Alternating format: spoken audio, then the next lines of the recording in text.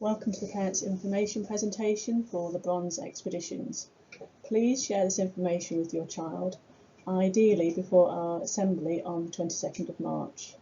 And just to introduce myself as Mrs Dodds, I'm the school DofE manager and I'll be attending all of the expedition weekends and also will be the emergency contact during this time. So the expedition dates and locations. So for each weekend, the expedition runs from 9 AM until 4 PM. Learners are to make their own arrangements to get to the locations and to be collected. Our first weekend, the training weekend, will cover navigation training, route planning, menu planning, kit list, expedition training, which includes what to do in an emergency, and the expedition aim will also be agreed with the teams. There's progression from the training and practice expeditions to ensure that participants are taught the skills needed and given opportunities to practice them in order to successfully complete their qualifying expedition on the final weekend. The DB set out 20 conditions for the qualifying expedition. Some of these are shown here. So the expedition must have an aim, and the qualifying expedition must be unaccompanied, and the team should be self-sufficient. They must be properly equipped, and supervision of that team will be carried out remotely. The duration of the expedition should be a minimum of 6 hours for a bronze expedition, 6 hours each day. And at the end of the expedition, participants must actively partake in a debrief with their assessor from Entrust at the end of the expedition. And these 20 conditions give a structure for the planning and training prior to the qualifying expedition, and they include a number of factors. And the expedition will be assessed in the same way that the volunteering, skills and physical sections are assessed. This will be through the Entrust Expedition Assessor. Medical and safety factors are obviously clearly very important for what we're doing, and consent form will be issued as part of a pack to all learners at the assembly on the 22nd of March. And this is to be returned at the assembly a couple of weeks later on the 5th of April. Will you please ensure that all information is complete and written very clearly. And at the same time, the form will also serve all 3 weekends. It's absolutely essential that if there are any changes to these forms that we're informed in writing. This can be done by email to myself, hdodds@ctkcc.co.uk, as long as it's well in advance of the expedition. And personal first aid kits. This will be discussed at the training weekend, so don't feel like you need to go out and buy an off-the-shelf expensive kit, but do come prepared with the basics of first aid, such as plasters and dressings and bandages. Personal medication, which is listed on the consent form, that could be such a thing as hay fever tablets maybe. And the SJF mobile phone number will also be shared with parents as well, so you're aware of that in case there's a family emergency while we are away. The kit list, do have a careful look at that and check that you've got the things required. Entrust will provide certain things: the tent, cooking stove, map, and also a group tracker and emergency procedure information. The things that we borrow from Entrust must be treated with respect and also returned in good condition. The group tracker that we will borrow from Entrust enables the expedition leaders to track where the groups are and also identify if they're going off route slightly, so we will always know where the learners are during their expeditions. When considering your kit, pack light. Definitely only pack what you need. The kit will be checked by the expedition leaders and to make sure that you've got everything on the kit list. And also your rucksack will be weighed to check it's no more than a quarter of your body weight, just to make sure you're not carrying more than you're able to carry during the walk.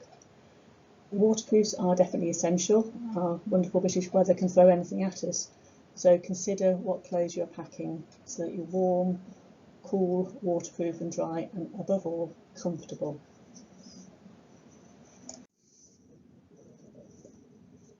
For food, you need to bring all of the food that you'll need for the weekend.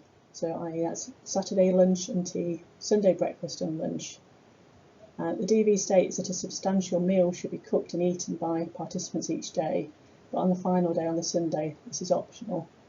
but the substantial meal could be something like curry or soup, bangers and mash, and could include a pudding as well. Cake and hot custard sounds nice to me. When planning your food, you can think about the weight. So tins of food, like a tin of soup, is going to be heavy to carry. So think of alternatives that don't require a lot of weight. And also think how easy to carry and easily squash things might be. So bananas are wonderful foods, but not ideal if the banana's been squashed in a rucksack. There are plenty of menus around for one-pot meals. So do a bit of planning and preparation. Think about what you can cook as an individual, as a pair, or as part of your team for one-pot meals during your expedition. So the teams. Throughout their participation in an expedition, young people should learn the value of sharing responsibility for success through leadership, teamwork, self-reliance and cooperation, as well as recognising the needs and strength of themselves and others. This is a core part of what DofE is about, to work together within a team. So the teams will be of between 4 and 7 learners. The team itself can be mixed gender. Within the tents, sleeping arrangements, the tents will be for a smaller group of 2 or 3 people, and obviously will be single gender. And the team will stay the same for those expedition weekends. Mobile phones, I think I've been asked lots and lots of questions about. You're not banned from taking your phone, but during the expedition, don't expect to use it. That's the simplest way of saying it. DofE is very clear about their expectations for the use or not use of mobile phones, and it must be made clear to participants that it's not acceptable to use them for general communication. And also, using mobile phones on an expedition can destroy the sense of isolation and solitude core to the learning and self-reliance of the expedition section. People might want to take a phone because they feel safe and can get in touch with other folk if anything goes wrong, but there are other reliable safety measures in place. I've already mentioned the trackers that we will be borrowing from Entrust, and we will always know where learners are. And it's actually quite nice sometimes to have that break from being part of the outside world, and having that break is part of the condition of the expedition. And a note to parents, just remember that no news is good news. If anything happens, if anything goes wrong, you've given us your contact details, we will be in touch. If you don't hear anything from us, then assume that everybody's having a wonderful time and it's all brilliant. So leading on to that engagement and attitude over the weekend. The Entrust are leading and assessing the expeditions that we're taking part in. There'll be John Fisher staff there during the day and will be available, but over the night we're responsible for learners. As I say, you'll be given the John Fisher mobile number out just in case there is an emergency that you need to get in touch with us. And we know everybody's really excited, looking forward to the expedition, and we're not expecting any issues. However, it is really important to say that if any behavioural issues, they'll be dealt with in the same ethos as at school, with a restorative practice way. But health and safety will dictate if a learner is considered to be acting in a way that endangers the safe running of the trip, and they will be asked to go home. There won't be refunds, and we'll ask for a parental meeting to discuss the way forwards for following expeditions. And the DofE has high standards in terms of attitude and behaviour for all of those taking part, and it's essential that participants respect the interests of others within the countryside, including following the countryside code, which will be discussed at the training weekend. And these high standards set by DofE and supported by Entrust are no more than we'd expect our learners to behave towards each other, towards staff, to members of the public and to property. And the Fisher way of living our lives with love, joy and faith will be how we will take part in and enjoy these wonderful expedition weekends. So some key dates here. Tuesday the 22nd of March there'll be an assembly for learners. Here packs will be distributed containing the consent forms and other information, so please do ask your learner to hand you that pack that day. And then a fortnight later we'll be meeting again in assembly to collect in those consent forms to confirm the teams that learners will be in.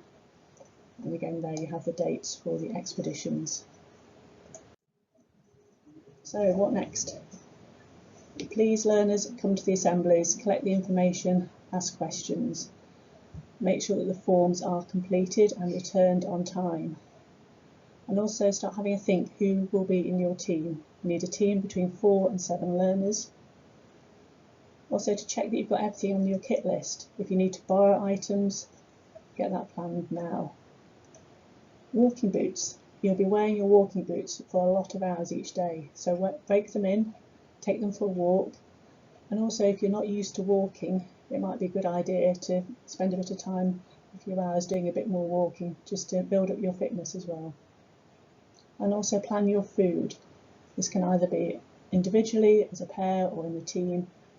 Try a few meals at home, see what you enjoy, see what's easy to cook. Just do a bit of planning. That will make things far easier and more enjoyable on your expedition.